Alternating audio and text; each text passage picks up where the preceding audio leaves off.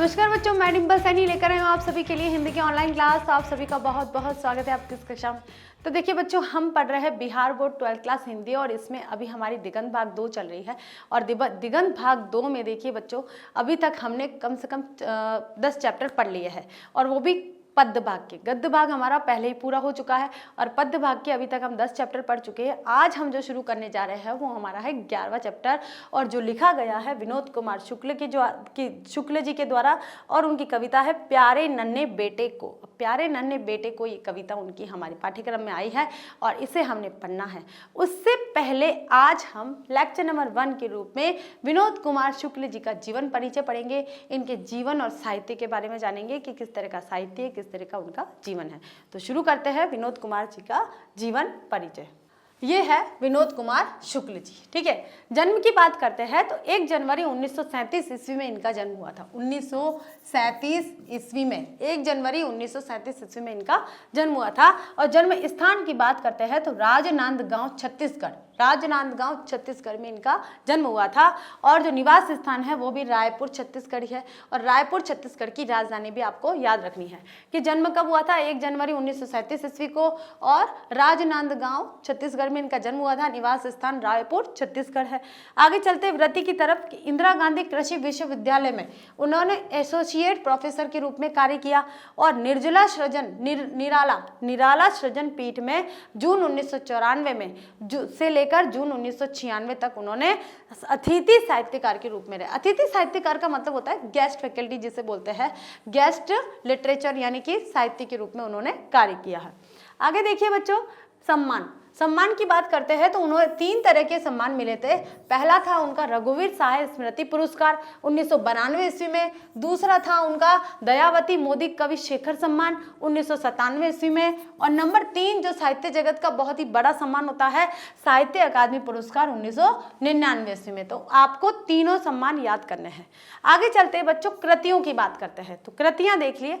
पहला कविता संग्रह उनका था लगभग जय हिंद। ये पहला कविता संग्रह था उनका लगभग जय हिंद। अब देखिए उनके कविता संग्रह के जो नाम है ना वो थोड़े से अलग अलग है, थोड़े अजीब से नाम है, ठीक है। पहचान सीरीज के अंतर्गत 1971 में प्रकाशित हुआ था ये लगभग जय हिंद पहला कविता संग्रह।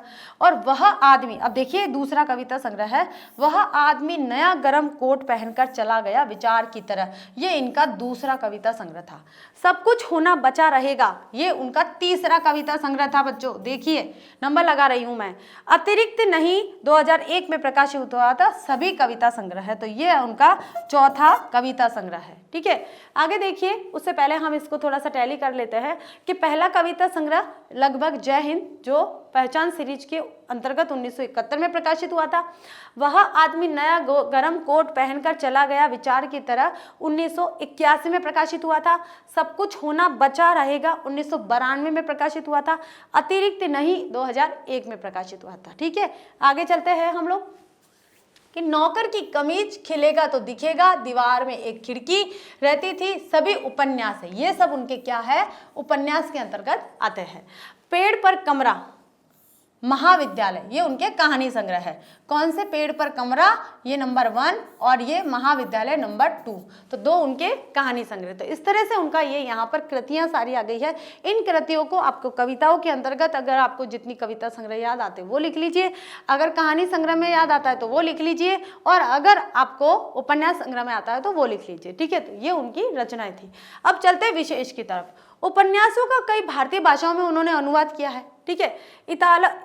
इतालवी भाषा में इनकी कविताएं और एक कहानी संग्रह कौन सी, पेड़ पर कमरा का अनुवाद हो चुका है। और नौकर की कमीज उपन्यास पर एक फिल्म भी बन चुकी है, ठीक है। तो ये भी आपको याद रखना है कि मणि कौल एक फिल्मकार है, उनके द्वारा एक फिल्म का निर्माण भी किया जा चुका है। तो एमसीक्यू क्वेश्चन में आ सकता है कि इतालवी भाषा में इनकी कविताओं किस कहानी यानी कि कविताओं और एक कहानी का संग्रह मिला का अनुवाद किया गया है उन्होंने, तो पेड़ पर कमरा उनकी कहानी संग्रह है, ठीक है। और आ सकता है कि नौकर की कमीज नामक उपन्यास की फिल्म का निर्माण किसने किया था, मणि कौल ने। या फिर आ सकता है कि विनोद कुमार शुक्ल जी की कौन सी, ये क्या है उपन्यास, कौन से उपन्यास का फिल्म निर्माण हो चुका है, तो नौकर की कमीज आपको ऐसे याद रखना है। आगे चलते बच्चों, 20वीं सदी के 7वें 8वें का मतलब होता है 1970 या 1980, इसको बोलते हैं 7वें 8वें दशक। दशक का मतलब 10 वर्षों का समूह होता है। कि 7वें 8वें दशक में विनोद कुमार शुक्ल एक कवि के रूप में सामने आए थे। किसके रूप में सामने आए थे? सबसे पहले वो एक कवि के रूप में उन्होंने कविता लिखी थी। कुछ ही समय बाद उसी दौर के एक कहानियां भी सामने आई। अब धीरे धीरे उन्होंने कविताओं के साथ में और क्या कहानियां भी लिखनी स्टार्ट कर दी, यानी कि कहानियों का दौर भी शुरू हो गया। अब उनका वो एक साहित्य जगत में एक अनोखा नाम रखते हैं, बहुत अद्भुत नाम रखते हैं। देखिए क्या करते हैं, आगे चलते हैं हम लोग। कि सामने आई थी धारा और प्रवाह से बिल्कुल अलग। धारा प्रवाह का मतलब होता है कि जिस तरह की प्रवृत्तियां चल रही थी, जिस तरह का वातावरण चल रहा था, जिस तरह की कहानियां, कविता और उपन्यास लिखे जा रहे थे, उनसे बिल्कुल हटके उन्होंने कार्य किया। उनको देख कर नहीं किया, किसी की नकल नहीं की है, किसी का अनुसरण नहीं किया है, किसी की कॉपी नहीं की है। उन्होंने जो भी कार्य किया है अपना अलग से हटके कार्य किया है। देखने में सरल होते थे लेकिन बनावट में बहुत ही जटिल। जटिल का मतलब क्या होता है? कठिन, बहुत ही कठिन। अपने न्यारेपन किसे बोलते हैं? बिल्कुल अलग, एकदम अलग। अलग के कारण उन्होंने सुधीजनों का ध्यान आकृष्ट किया। सुधीजन कौन थे? साहित्यकारों का। जो भी साहित्यकार थे उनका ध्यान अपनी तरफ आकर्षित किया। साहित्यकार आकृष्ट यानी कि अपनी ओर खींचा। अपनी रचनाओं में वे आपात मस्तक मौलिक। आपात मस्तक का मतलब होता है, मतलब शुरू से लेके सिर से लेके ऊपर तक जितनी भी उन्होंने रचनाएं की है, वो रचना शुरू से लेके एंड तक बिल्कुल मौलिक। मौलिक का मतलब होता है एकदम नई विचारों के साथ में। किसी तरह की कोई कॉपी नहीं, किसी तरह का कोई अनुसरण नहीं, किसी तरह की कोई नकल नहीं की गई थी, यानी कि अपनी मौलिक रचना लेकर आए थे। न्यारे और अद्वितीय थे। न्यारे और अद्वितीय। अद्वितीय का मतलब क्या होता है? कोई दूसरा उनके समान कोई नहीं था। किंतु यह विशेषता निरायास और कहीं से भी ओढ़ी या थोपी नहीं गई थी। यह खूबी भाषा और तकनीक पर निर्भर भी नहीं थी। अब देखिए क्या था कि ये जो अद्वितीय और न्यारेपन की जो खूबी थी उनके अंदर, कहीं से थोपी नहीं गई थी या कहीं से उन्होंने नकल नहीं की थी, कहीं से कॉपी नहीं किया था यह, और न कोई भाषा के साथ जुड़कर वो अपने आप से अलग हो गई, ऐसी भी नहीं थी। ये तो थी उनकी संवेदना और अनुभूतियों का प्रमाण, संवेदना और अनुभूतियों का हल, संवेदना और अनुभूतियों का नतीजा। कि उनकी संवेदनाएं इस प्रकार की थी, उनकी अनुभूतियां इस प्रकार की थी, उन्होंने खुद ने ये सब झेला था, अपने खुद के जीवन की चीजों को उन्होंने इन शब्दों के माध्यम से उकेरा था। आगे देखिए, इसकी जड़ें संवेदना और अनुभूति में थी। किसकी जड़ें? अद्वितीय और न्यारेपन की जो जड़ें थी वो संवेदना और अनुभूति में थी, और ये भीतर से पैदा हुई खासियत थी।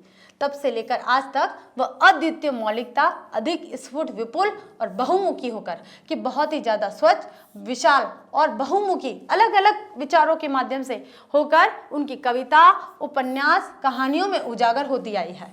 वह इतनी संश्लिष्ट, जैविक और अवायविक है। संश्लिष्ट यानी कि बिल्कुल सरल साधारण है, जैविक यानी कि उनके खुद की मन से निकली हुई है, अवायविक का मतलब कि और कहीं से इसको समावेश नहीं किया गया है, और सरल है कि उसकी नकल नहीं की जा सकती, कि ऐसी अवायविक है कि और कोई इसकी नकल करके अपने आप को साबित नहीं कर सकता है, और अगर कर भी लिया तो सफल नहीं हो सकेगा। ठीक है। कविता और कथा दोनों ही विधाओं में जिन्होंने ऐसा करना चाहा वे मुंह के बल बालू पर गिरे हैं। यानी कि कविता और कथा दोनों के रूप में नकल करके अपने आप को अद्वितीय, ऐसा ही विनोद कुमार शुक्ल साबित करना चाह रहे थे, वो उनको मुंह की खानी पड़ी, यानी कि उनका कुछ भी नहीं हुआ, कोई भला नहीं हुआ, और ज्यादा उन्हें नुकसान हुआ। विनोद कुमार शुक्ल कवि और कथाकार है, दोनों ही विधाओं में उनका अवदान अप्रतिम है। यानी कि कवि भी है और कथाकार भी है, और दोनों ही विधाओं में उन्होंने बहुत अच्छा कार्य किया है। पिछले दशकों में उनके 3 उपन्यास प्रकाशित हुए जिन्होंने हिंदी उपन्यास की दशा दिशा पर निर्णायक प्रभाव डाला। यानी कि अचानक से हिंदी उपन्यास की जो धारा थी वो चल रही थी, उसको अचानक से बदल दिया, और निर्णायक प्रभाव डालने का मतलब है कि अचानक से बदलाव आना, उसे कहते हैं निर्णायक प्रभाव। इन उपन्यासों ने हिंदी उपन्यास की जड़ता और सुस्ती को तोड़ दी। जड़ता यानी कि जो उपन्यास ऐसे ही एक ही लकीर के साथ में और बेसुदे से और नीरस असर डाल रहे थे पाठकों के मन पर, वो उस पाठकों के मन पर नीरसता और सुस्ती को तोड़कर एक जोश के साथ में, आनंद के साथ में, अनुभूति के साथ में उन्होंने अपने उपन्यासों की रचना करी है, तथा कथा, भाषा और तकनीक को एक रचनात्मक स्फूर्ति दी है। उनके कथा साहित्य के बिना किसी तरह की वीर मुद्रा के सामान्य निम्न मध्यम वर्ग के कुछ ऐसे पात्र लिए हैं जिनमें अद्भुत जीवन का मतलब होता है बहुत आश्चर्यजनक उनका जीवन था, जीवन के अंदर जो प्रेम था उसको बताया है, संबंध का ज्ञान करवाया है, सौंदर्य चेतना का अनुभव करवाया है, किंतु यह सदा अस्वाभाविक था। यत्न साध्य का मतलब, अस्वाभाविक का मतलब होता है स्वाभाविक रूप से ये हर किसी में पाया नहीं जाता है, विलक्षण होता है, बहुत आश्चर्यचकित कर देने वाली प्रतिभा थी। ठीक है, यत्न साध्य, यत्न का मतलब क्या होता है? प्रयत्न, यत्न का मतलब क्या होता है? प्रयत्न या कोशिश, और साध्य यानी कि कोशिश के रूप में साधना करनी, और हेरोइक से परे इतने स्वाभाविक निरायास और सामान्य रूप में है कि वह परिवेश और वातावरण का अविच्छिन्न अंग हो। विनोद कुमार शुक्ल का आख्यान और बयान कविता और कथा दोनों में है। मामूली बातचीत को मध्यम लय और लहजे में शुरू ही नहीं खत्म भी है। रोजमर्रा के सामान्य व्यवहार यानी कि रोजमर्रा की आपकी डेली रूटीन का जो सामान्य व्यवहार है वही उन्होंने अपने साहित्य में लिखा है और कोई अलग से नहीं लिखा है। ठीक है, एक हद तक घिसे पिटे शब्दों में उनका समूचा साहित्य लिखा गया है। घिसे पिटे शब्दों का मतलब होता है जो बोलचाल की भाषा का हो गया है, ये सामान्य रोजमर्रा की जिंदगी में हमने जो शब्दों का प्रयोग करा है वो हो गया है। ऐसे घिसे पिटे, ऐसे ही दकियानुसी शब्दों को उन्होंने इस साहित्य में डाल दिया है, उनकी कहानियों में डाल दिया है, उपन्यासों में डाल दिया है। तो ऐसे क्या घिसे पिटे शब्द बोलेंगे, लेकिन ये घिसे पिटे शब्द भी एक अनोखा भाव प्रकट कर रहे थे। बात यह है, इसलिए उनका स्थान अद्वितीय है, कोई दूसरा स्थान नहीं ले पाया है। ठीक है, आगे देखिए बच्चों कि साक्षर या सामान्य शिक्षित किसी भी व्यक्ति को उनका साहित्य पढ़ते हुए कभी भी शब्दकोश देखने की जरूरत नहीं पड़ती थी, चाहे कोई साक्षर हो या फिर कोई शिक्षित हो। सामान्य जो व्यक्ति होता था उसको शब्दकोश यानी डिक्शनरी लेने की जरूरत नहीं होती थी, इतने सरल शब्द थे, उनकी ऐसी भाषा है उनकी, पर उन्हीं शब्दों में एक अपूर्व चमक और ताजगी चली आई और वे अपनी संपूर्ण गरिमा में प्रतिष्ठित दिखाई पड़ते हैं। विनोद कुमार शुक्ल खूब पढ़े जाते हुए किंतु सबसे कम विवेचित लेखक है। विवेचित यानी कि जिसकी सबसे कम आलोचना की है, विवेचना की है। ठीक है, निश्चय ही यह भी उनकी अद्वितीयता और मौलिकता का एक और सबूत है। यानी कि इसी कारण यह साहित्य में उनका मौलिकता और अद्वितीयता का स्थान बना हुआ है कि मौलिक रचना आती है, किसी की कॉपी की हुई नहीं आती है, किसी की पढ़ी लिखी नकल करी हुई नहीं आती है, और अद्वितीयता यानी कि उनकी जो रचना आती है, जो उनकी जो भी कृति आती है वो कृति कहीं और दूसरी नहीं मिलेगी, इसलिए अद्वितीय कहा गया। प्रकृति, पर्यावरण, समाज और समय से उनकी संप्रक्ति किसी विचारधारा, दर्शन या प्रतिज्ञा की मोहताज नहीं। उनको संप्रक्ति पुराने महान कवियों, लेखकों सरीखी है। उनकी जो जितनी भी प्रसिद्धि है वो सारी जितने भी महान कवि है, लेखक है, उनके समान ही उनकी प्रसिद्धि है। आगे देखिए बच्चों, आज के समय में वे भारतीय साहित्य का अंग बन चुके हैं। यहाँ उनके कविता संकलन वह आदमी नया गरम कोट पहनकर चला गया विचार की तरह से एक कविता प्यारे नन्हे बेटे को प्रस्तुत है। कविता ऊपर कही गई बातों का साक्ष्य पेश करती है। कौन सी बातें कही गई है कि संवेदना और अनुभूति को प्रस्तुत करते हैं, मौलिकता को प्रस्तुत करते हैं। उनकी कृति वे अद्वितीय प्रकृति के कवि और साहित्यकार है, लेखक है, ठीक है, उपन्यासकार है, कथाकार है। हम इसे इन सारी चीजों के जो गुण हैं हमें इस कविता में देखने को मिलते हैं। कविता का नायक जो मिलाई छत्तीसगढ़, मिलाई नहीं भिलाई आएगा, जो भिलाई छत्तीसगढ़ का रहने वाला है, अपने नन्हे बेटे को कंधे पर उठाए अपनी नन्ही बिटिया से घर के भीतर जैसे कौतुकपूर्ण का मतलब होता है जानने की इच्छा, जैसे उसे बहुत कुछ जानना है, कौतुकपूर्ण बातचीत करते हुए पूछता है कि बतलाओ आसपास कहाँ कहाँ लोहा है। लोहा कदम कदम पर और एक गृहस्थी में सर्वव्याप्त है।